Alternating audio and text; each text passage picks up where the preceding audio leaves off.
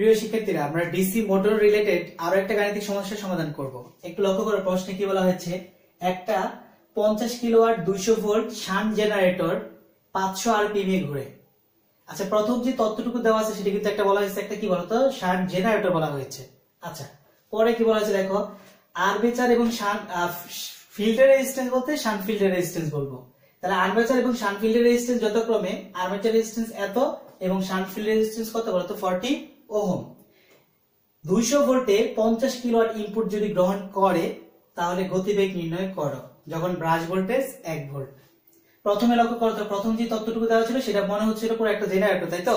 আচ্ছা, পরে দেখো এই লাস্ট লাইন দেওয়া আছে 200 ভোল্টে 50 কিলোওয়াট ইনপুট সে গ্রহণ করে।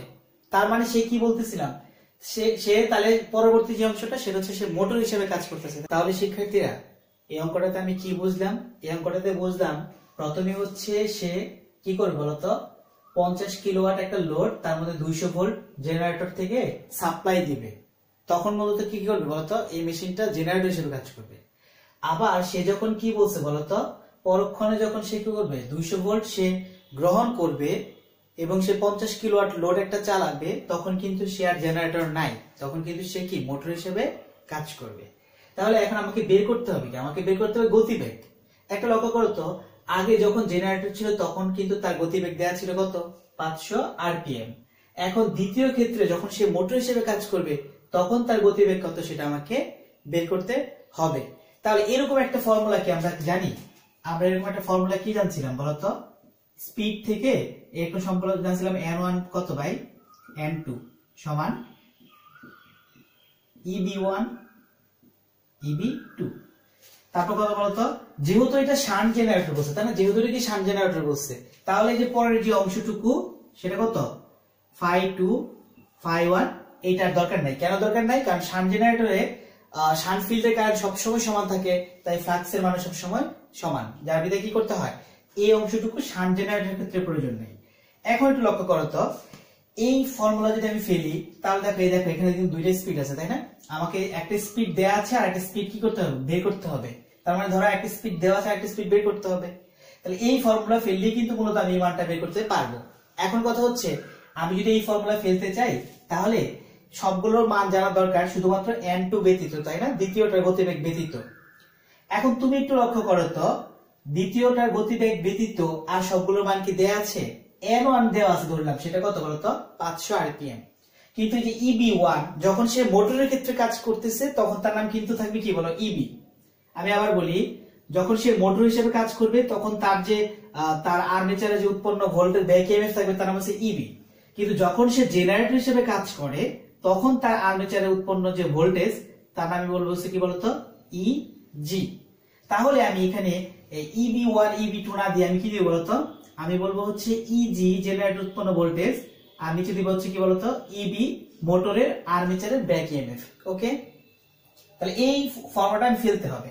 এখন একটু লক্ষ্য করো তো তুমি, যে এখানে কি আমার eb এর মান ব্যাক ইএমএফ অথবা eg জেনারেটর উৎপন্ন ভোল্টেজ কোথাও দেওয়া আছে? কোথাও দেওয়া নাই, তাই না? আচ্ছা, এই যে ভোল্টেজটা দেওয়া আছে সেটা কিন্তু তোমার সাপ্লাই ভোল্টেজ, তাই না? আচ্ছা, তাহলে আমাকে কি করতে হবে? প্রথম কাজ হচ্ছে আমাকে eg আর eb টাকে খুঁজে বের করতে হবে, তাই না? শিক্ষার্থীরা, এখন আমি যদি eg বের করতে হয় তাহলে এটা কিন্তু একটা শান্ট জেনারেটর, তার eg এর ফর্মুলাটা কি আমরা জানি? eg সমান কি হবে বলতো, eg সমান হবে হচ্ছে এখানে যে সাপ্লাই ভোল্টেজ দিচ্ছে, যে লোড ভোল্টেজটা সে সাপ্লাই করতেছে সেটা, এবং আর্মেচারের মধ্যে যে লসটা হচ্ছে সেটা, এবং তার ভোল্টেজ ড্রপের সমষ্টি হচ্ছে আমার কি বলতো eg। তোমরা eg বলতে আমি কি বুঝাচ্ছি? eg বলতে আমি বুঝাচ্ছি VL লোড ভোল্টেজ, তাই না? এই যেটা, তারপর কি বলো, তার সাথে যতগুলো লস আছে বলতো, এখানে আর কোথায় লস হবে? আর্মেচারে একটা লস হবে, যেহেতু আর্মেচারে রেজিস্ট্যান্স দেওয়া আছে, আর আর্মেচারে যেহেতু একটা কারেন্ট প্রবাহিত হবে তাই লসটা হচ্ছে IA আর A। আরেকটা লস হবে কোথায় বলতো, দুটো ব্রাশের লস হবে। এই যে লেখা আছে ব্রাশ ভোল্টেজ 1 ভোল্ট পার ব্রাশ, তাহলে প্রতি ব্রাশে যদি 1 ভোল্ট হয় তাহলে দুইটা ব্রাশে কত হবে, 2 ভোল্ট হবে। সেটাকে আমি কি লিখবো, VB ব্রাশ ভোল্টেজ, তাই তো? তাহলে দেখো, আমি কিন্তু এটা আমার ইজি ফর্মুলা। এখন আমি কি এই ইজি ডাইরেক্ট বের করতে পারবো? না, পারবো না। কেন পারবো না বলতো? কারণ এখানে আর্মেচার কারেন্টটা কত সেটা এখনো জানি না। তাহলে আর্মেচার কারেন্টটা কি হবে বলতো? আর্মেচার কারেন্ট এদিক দিয়ে বের হয়ে গেছে, বের হয়ে লোড কারেন্ট হিসেবে শান্ট কারেন্ট হিসেবে ভাগ হয়ে গেছে। তাহলে আমি যদি আর্মেচার কারেন্টটা বের করতে চাই, এই লোড কারেন্ট এই শান্ট কারেন্ট দুটো কি করতে হবে বলতো, একসাথে যুক্ত করতে হবে, তাই তো? আচ্ছা, তাহলে প্রথম আমার কাজ হচ্ছে আর্মেচার কারেন্টটা নির্ণয় করা। আমি যদি লোড কারেন্ট নির্ণয় করি কি পাবো বলতো, IL সমান হচ্ছে PL বাই VL। এটা হচ্ছে আমার লোড কারেন্ট, তাই না? তাহলে PL মানে হচ্ছে লোড পাওয়ার, সেটা কত বলো, 50 কিলোওয়াট। আচ্ছা, আর হচ্ছে VL মানে লোড ভোল্টেজ, সেটা কত বলতো, 200। তাহলে এই মানটা পাবো কত বলতো, 250 এম্পিয়ার। এখন তোমার বের করতে হবে বলতো শান্ট কারেন্ট। শান্ট কারেন্ট কি হবে বলতো, শান্ট ভোল্টেজ বাই কত, শান্ট রেজিস্ট্যান্স। এই পাশে ভোল্টেজ যে কথা, এই পাশে ভোল্টেজ একই কথা। তাহলে শান্ট ভোল্টেজ কত, VSH বাই কত, RSH। VSH কত, শান্ট ভোল্টেজ হচ্ছে 200, আর শান্ট রেজিস্ট্যান্স কত বলতো, 40। তাহলে তুমি টোটাল যদি ক্যালকুলেশন করো, এখানে শান্ট কারেন্টের মান কত পাবে, 5 এম্পিয়ার। এখন বলো, আমি যদি এখানে আর্মেচার কারেন্ট বের করতে চাই, কি করতে হবে, এটা এবং এটা যোগ করতে হবে, তাই না? তার মানে হচ্ছে আর্মেচার কারেন্ট IA সমান IL যোগ ISH। তারপরে 250 যোগ কত, 5 ইকুয়ালস টু 255 এম্পিয়ার। তাহলে এটা হচ্ছে তোমার কি বলতো, এটা হচ্ছে আর্মেচার কারেন্ট। তাহলে আর্মেচারে উৎপাদিত পাওয়ারের পরিমাণ কত, সেটাকে আমরা বের করতে পারবো অবশ্যই। তাহলে কিভাবে বের করি আমরা লক্ষ্য করি। জেনারেটরে উৎপাদিত ভোল্টেজের পরিমাণটা কি হবে, উৎপাদিত ভোল্টেজের পরিমাণটা হবে এখানে যে পরিমাণ ভোল্টেজ সাপ্লাই দিচ্ছ সেটা, এবং আর্মেচার রেজিস্ট্যান্স জনিত যে লস হচ্ছে সেটা, এবং কি হবে, দুইটা ব্রাশের মধ্যে যে দুটো ভোল্টেজ ড্রপ হচ্ছে সবগুলো যোগফলই হচ্ছে এই আর্মেচার উৎপাদিত ভোল্টেজ। তাহলে আর্মেচার উৎপাদিত ভোল্টেজ আমি যদি বলি EG অথবা E, তাহলে কি বলতে পারি, লোড ভোল্টেজ VL, তার সাথে কি আর্মেচার ড্রপ, তাহলে IA RA, আর হচ্ছে ব্রাশ ভোল্টেজ VB। আচ্ছা, তাহলে লোড ভোল্টেজ কত বলতো, 200 ভোল্ট প্লাস এখানে IA এর মান আমরা বের করেছিলাম কত, সেটা 255 এম্পিয়ার, তাই তো? আর R এর মান কত, 0.02। এরপর দেখো ব্রাশ ভোল্টেজ, এখানে ব্রাশ ভোল্টেজ কত বলতো, ব্রাশ ভোল্টেজ 1 মানে হচ্ছে প্রতিটা ব্রাশ ভোল্টেজ 1, তারপরে এটার 1 ভোল্ট, এটা হচ্ছে 1 ভোল্ট, মোট ভোল্ট কত বলো, 1 গুণ 2, তাই তো? 207.1 ভোল্ট। তাহলে প্রথম ক্ষেত্রে লক্ষ্য করো, প্রথম যখন এই জেনারেটর হিসেবে ঘুরতেছিল, তাহলে তার ই কত, EG, হ্যাঁ, তার EG কত ছিল, 200 কত, 7.1 ভোল্ট, এবং তার N1 প্রথমটা স্পিড কত ছিল বলো, প্রথমটা RPM কত ছিল, 500 RPM। এটা হচ্ছে যখন সে কি করে বলতো, জেনারেটর হিসেবে কাজ করে। শিক্ষার্থীরা এবার লক্ষ্য করো, এবার আমরা আলোচনা করব সে যখন এই ভোল্টেজটা গ্রহণ করে, অর্থাৎ তখন সে কি করে, একটা মোটর হিসেবে কাজ করছে। এখানে লক্ষ্য করো, তাহলে মোটর হিসেবে যখন কাজ করে, তোমার 240 ভোল্ট যখন এই মোটরের ভিতরে সাপ্লাই হয়, তাহলে একটা লাইন কারেন্ট কি হবে, এটা হচ্ছে লাইন কারেন্ট, তাই না? এই লাইন কারেন্টটা এদিক দিয়ে আসার পরে সে দুইটা অংশে ভাগ হয়ে যায়, সেটা হচ্ছে একটা আর্মেচার কারেন্ট আর একটা কি বলো, শান্ট কারেন্ট, তাই তো? আচ্ছা, তাহলে এখন আমি এখানে লাইন কারেন্ট বা লোড কারেন্ট কি বের করবো বলতো, তার ফর্মুলাটা হচ্ছে লোড পাওয়ার। লোড পাওয়ার কত বলো, সে কিন্তু 50 এম্পিয়ার কি করে, সরি 50 কিলোওয়াট লোডই কিন্তু সে বহন করছে, তার মানে 50 ইন্টু 10 কিউব। আর হচ্ছে ভোল্টেজ কত বলতো, সাপ্লাই ভোল্টেজ কত, 200।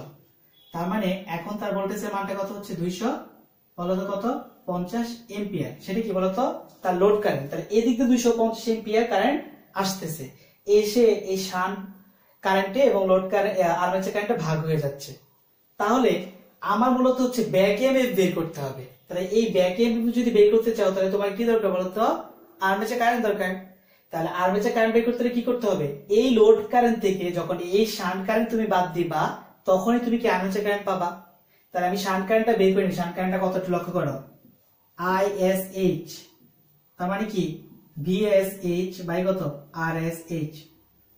বলো শান্ট ভোল্টেজ, ভোল্টেজ কত, 200 ভোল্ট বাই কত, 40 ওহম, তার মানে হচ্ছে 5 এম্পিয়ার। এখন আমাদের কি বলো, আর্মেচার কারেন্ট।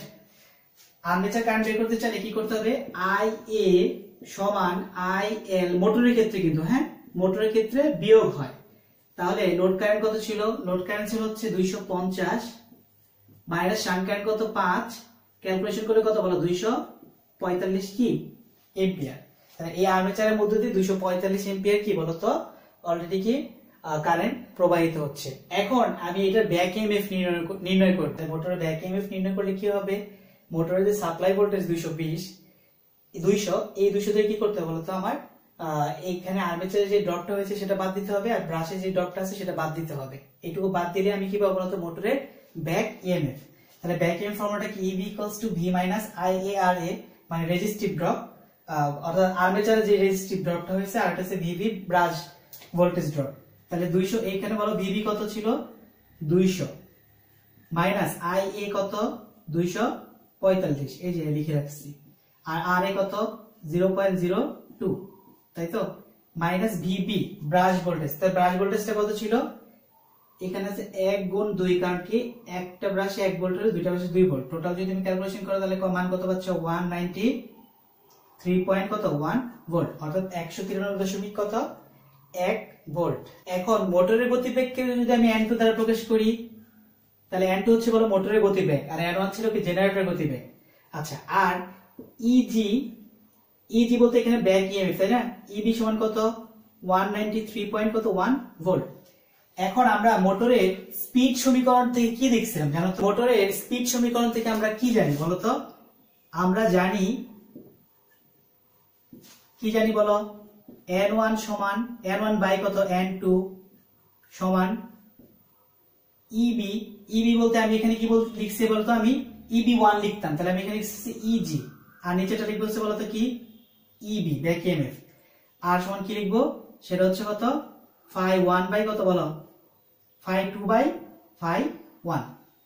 এখন আমি যদি এই মানটা লিখি, যেহেতু এটা কি বলতো একটা শান্ট জেনারেটর, তাই না, শান্ট জেনারেটরের সময় কি হয় জানি না আমরা, শান্ট জেনারেটরের সময় কত বলো phi1 সমান কত phi2, তাহলে শান্ট জেনারেটরের সময় কি হবে, আমার এই অংশটুকুর মান লাগবে না, কারণ এই অংশটুকু আমরা জানি কি বলতো তখন সমান।